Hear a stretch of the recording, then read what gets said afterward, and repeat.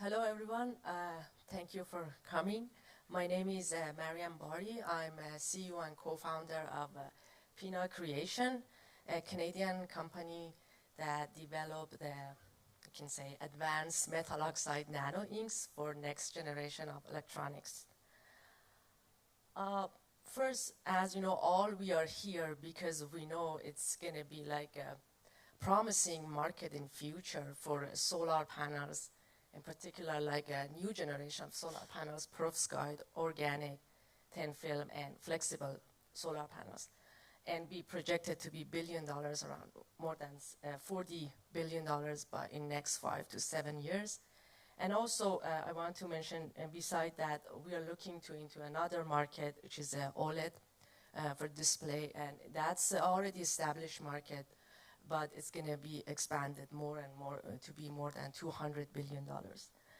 Now, today I want to talk about the two critical materials needed for fabrication in these two devices.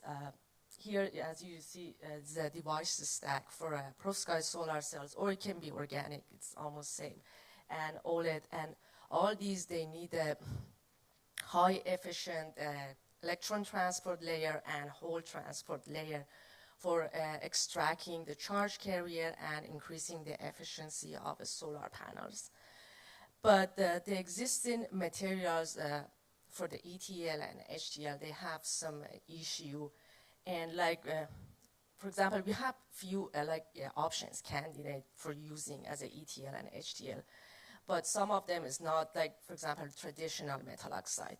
It's not like comparable because to be crystallized and function in the layer as a functional layer in the structure, so they need to be centered at a high temperature, 400 Celsius, which is not comparable.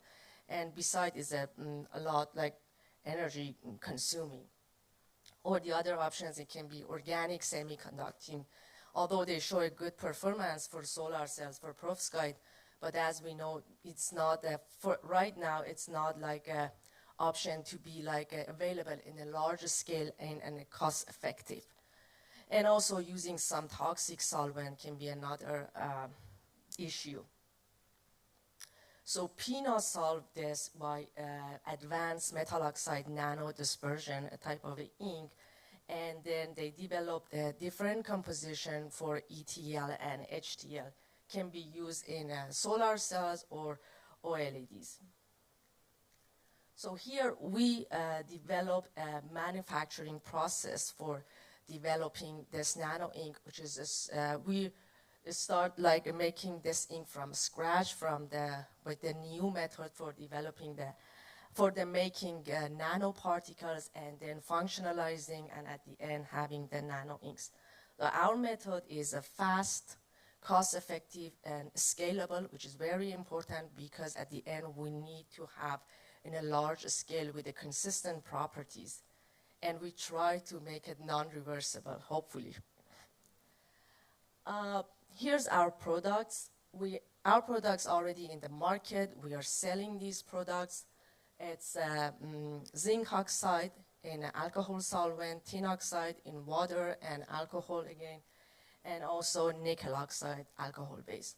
Also, one of our future product is it's going to be in transport conductive layer, indium tin oxide in future. And then about these products is available in 10 ml, lab scale, 100 ml, or 1 liter.